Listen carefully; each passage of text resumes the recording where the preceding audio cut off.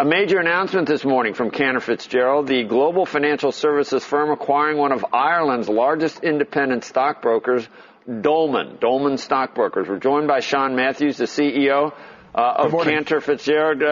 Good morning. How does this help Cantor? Well, certainly we're trying to expand our distribution network, and there are a lot of opportunities out there where we can continue to bolt on to our already big franchise and get into more countries and add more content to our customer base. Yeah, Sean Matthews, sounds like you got some relatives from that place? I do have a few. You do? Yeah, it's funny. Does this coincide with the resurgence of the Fighting Irish? I'm unfortunately not a Fighting Irish fan, so no, hopefully not. But why? It's coming back at the same time. Anyway, which is interesting. How's the prospects in Ireland? I guess, is Dolmen basically there all over the UK? That's correct. I mean, they're predominantly in Ireland, but you look at Ireland right now, they're actually going through the reforms. They're trying to inject money in a credit fashion into their economy, and we certainly think we can bring our fixed income expertise and continue to help them. Yeah, I see. That would make sense for Cantor. Ireland was first they were in trouble, then they were the model for the world with the low corporate taxes. Then what got them into trouble again? Housing or real estate or something, or bad banks or.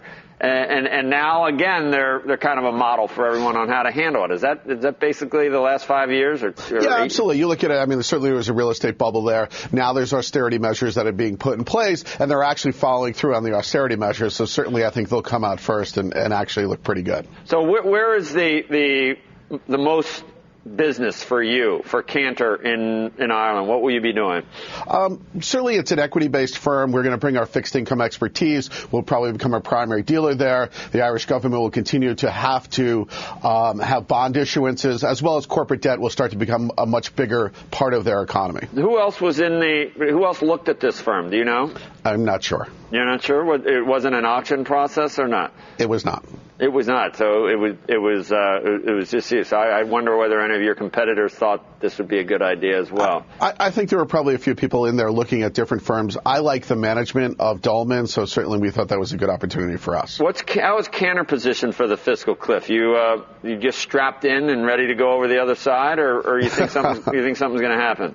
Well, I think obviously taxes are going to go up. There's going to be a lot of conjecture over the next 30 days or so, and then it's going to get down to the reality that we have a problem. We have to tighten our bootstraps. We have to figure out how to actually inject money into the economy and how to cut some of the cost out of our government.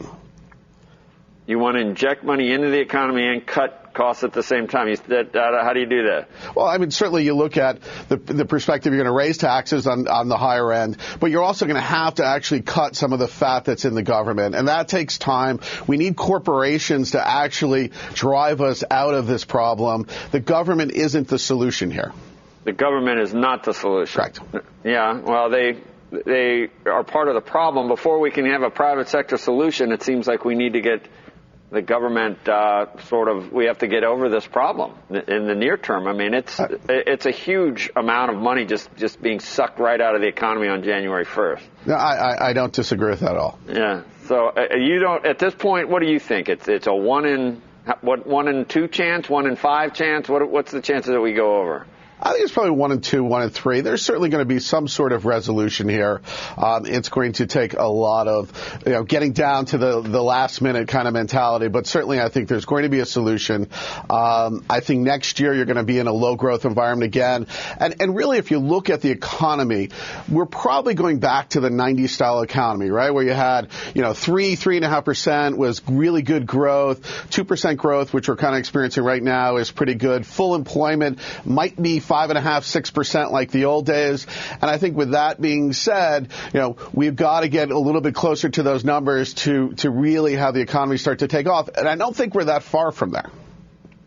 Any of those numbers we would take. I don't know whether we are or not. It depends on who you talk to. Anyway, wishful thinking for Cantor would certainly help you guys. CEO Sean Matthews.